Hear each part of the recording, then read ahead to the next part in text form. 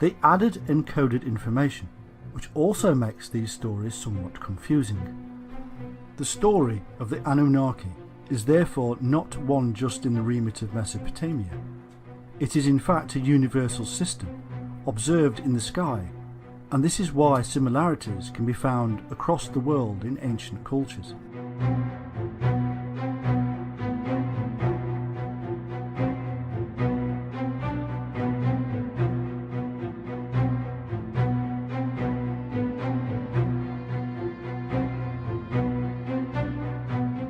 The biblical flood myth matches that found in Sumerian epic of Gilgamesh, and ends with the Tower of Babel in Babylon, which was part of the Sumerian Empire.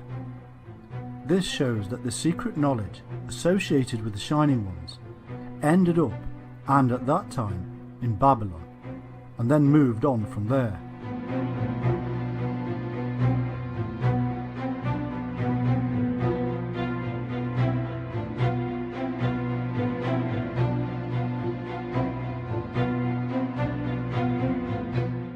In the search for the Shining Ones, we have come across numerous groups, cults and religions. In ancient Sumeria, we find the egregor, or Watchers, who are thought to be the angels of the Lord from the Bible, and again the numerous epitaphs given to them tells us they too were the Shining Ones. Enoch wrote about them, in fact for them, in the Book of Enoch, which was later suppressed.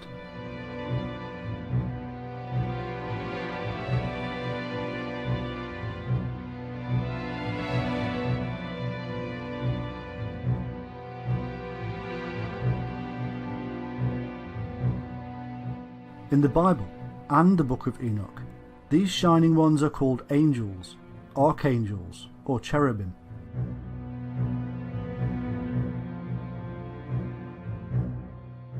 Unless the literature is purely apocryphal, we find that in the Bible, the angel figures are simply earthly men. In the Bible, we do not find angels with wings. There are no original stories of them being supernatural. They are, in fact, quite ordinary. It is always Gabriel, meaning man of God, who informs the people of a coming childbirth. Was he the shaman, the doctor?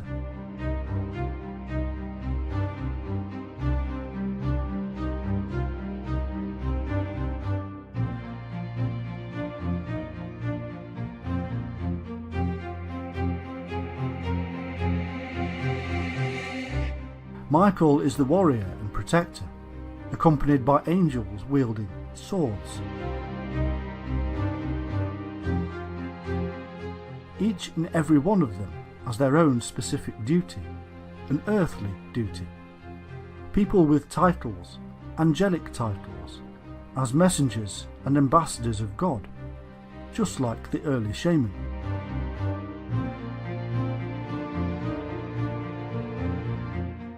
The title cherubim means exiles, and could be an indication of the origins of the angels. Maybe they were ordered to leave somewhere for not conforming. Perhaps Eden, where they had previously been the Watchers or guardians of the garden.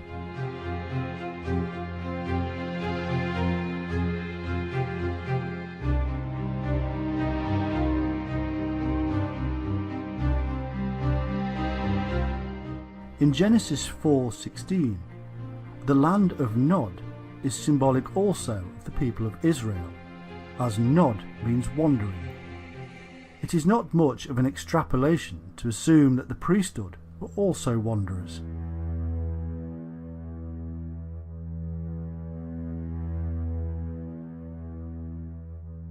Another example of symbolic titles is that of Enoch, which means consecrated.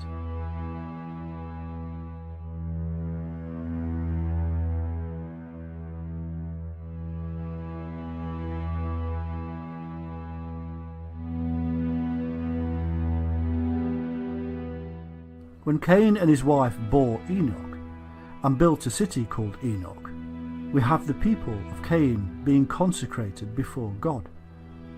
Enoch, the consecrated one, would later write up the history of these fallen wanderers who spread across the globe as the great Shining Ones, teaching measuring, and building the world's most mysterious ancient monuments.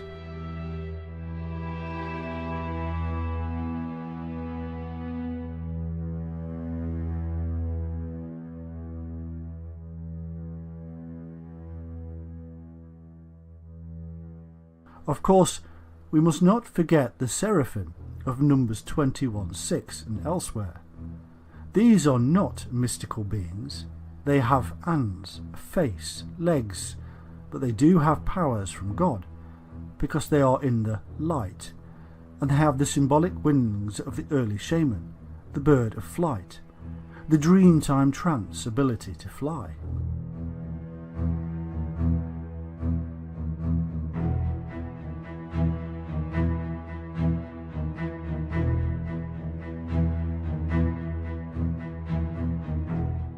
Their name means shining ones or fiery serpents.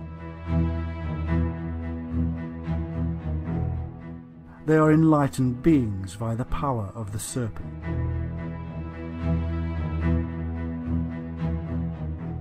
Mystical Jewish literature tells us that the angels can fly, tell the future, shapeshift, speak Hebrew, and are emanations of the divine shining light.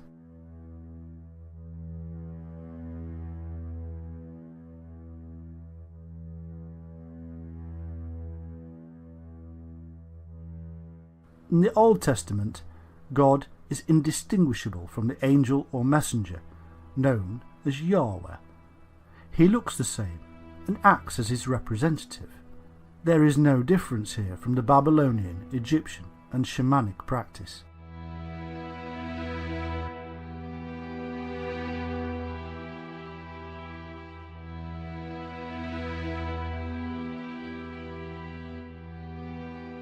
In the New Testament, the angels actually take part in the judgment at the end times. Alternatively, they may be those who had experienced enlightenment and then fell from grace.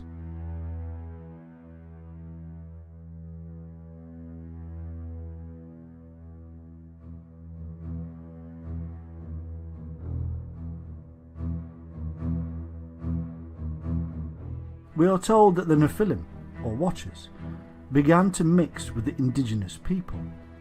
These were the angels who seem to have been the military arm of these shining ones, and who were initially employed to guard the Garden of Eden.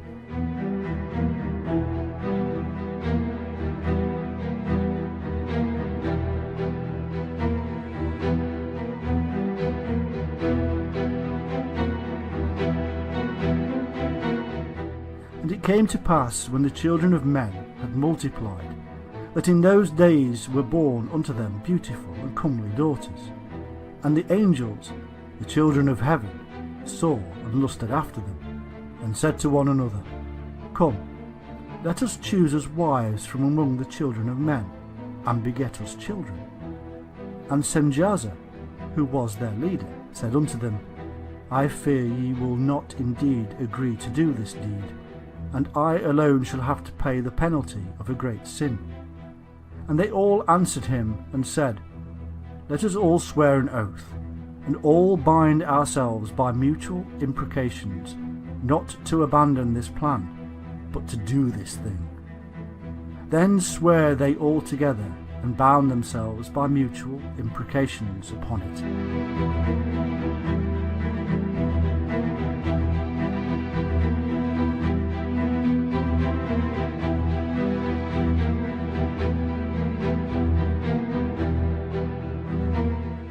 From this union, a hybrid race was produced, a race of giants, so we are told.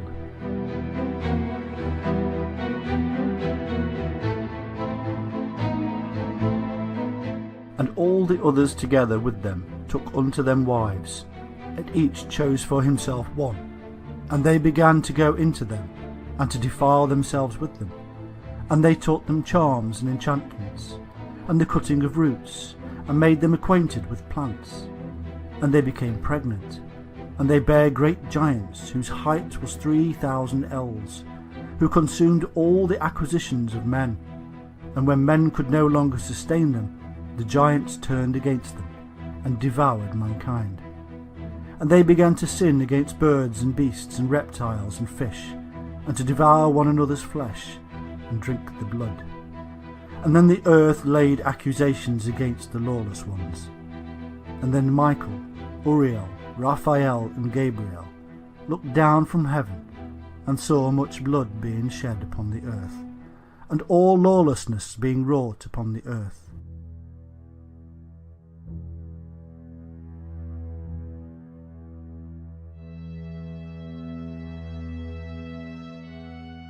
These insurgents also passed on knowledge and taught them combat and how to make weapons.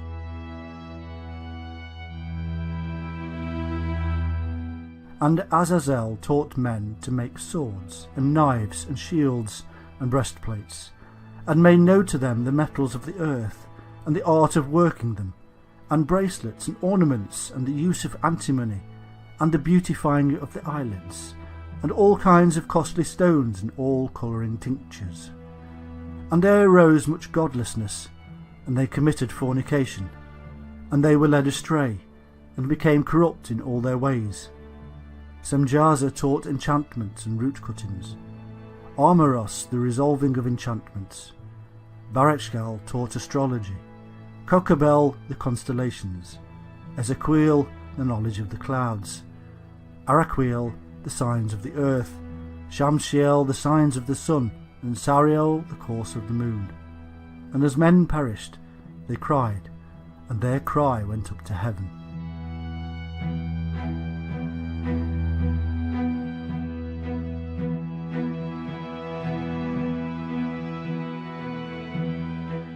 And all this was seen as a violation against a set of laws laid down by the Shining Ones, who were possessive of their knowledge.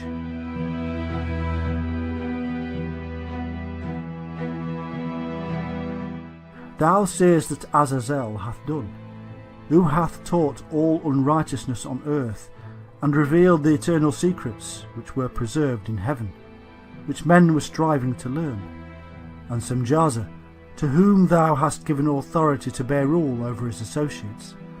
And they have gone to the daughters of men upon the earth, and have slept with the women, and have defiled themselves, and revealed to them all kinds of sins.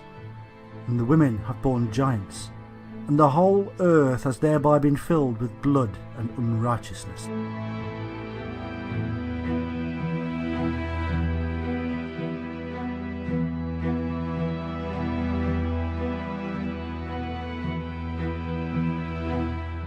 Enoch, a scribe, who was taught by the Shining Ones, was then employed as a messenger or intermediary between the Shining Ones and these fallen ones, who had decided to abandon their divinity to live amongst the tribes of man.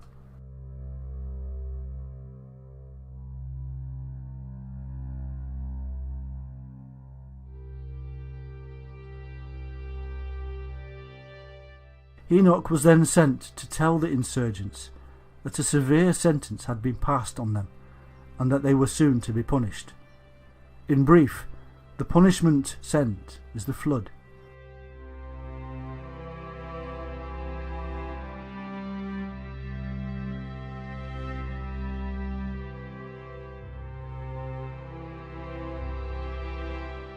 It is as if the Shining Ones wanted to wash away the sins of the earth that had been created by their own kind, the fallen ones.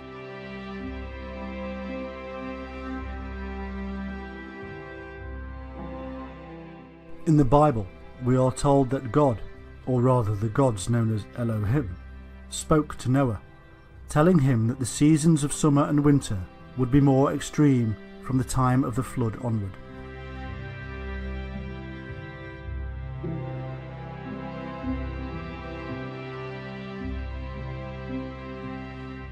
This both supports and is supported in turn by the book of Enoch, which states how, in those days Noah saw that the earth had sunk down, and that destruction was nigh. And he said, Tell me, what is transacting upon the earth? For the earth labours and is violently shaken.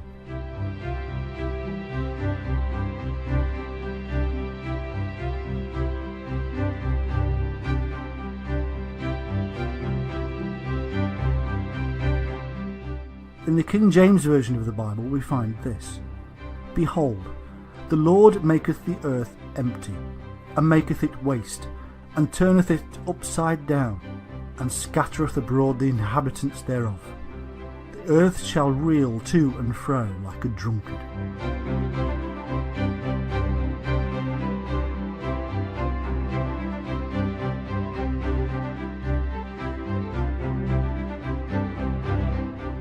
In Psalm 68:8 it is written, The earth shook, the heavens also dropped at the presence of God, and even Sinai itself was moved at the presence of God.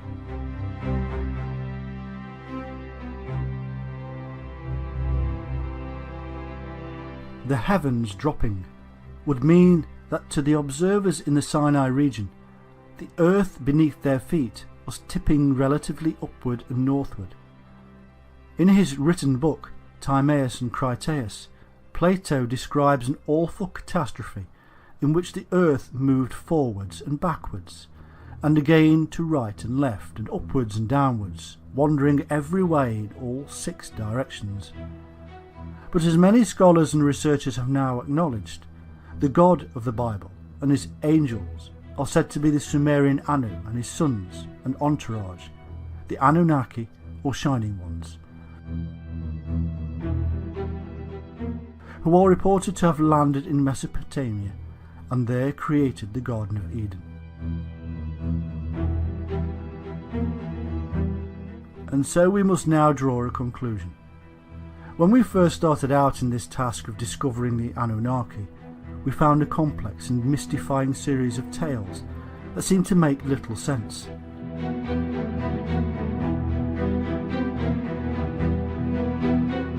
Slowly, we have pulled apart the names, places and myths to reveal something very simple.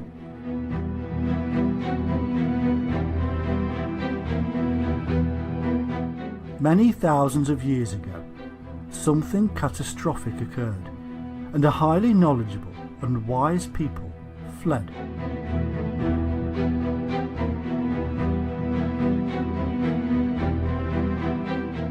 They eventually landed somewhere in Mesopotamia, where they came across a less developed people. Civilization emerged as the new people taught their new people how to build, mathematics, astronomy, agriculture, and much more.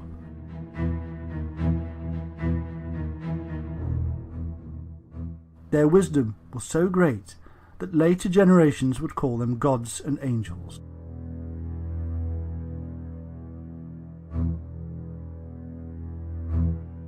They had descended from the shining heavenly host, but divisions set in as the two cultures bred and made the bloodline less pure.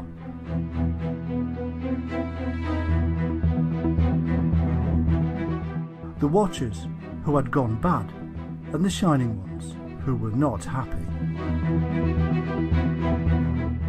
In a simple tale that has become very complex over vast periods of time, in our age it is being confused yet further by the addition of extraterrestrial origins for the Anunnaki.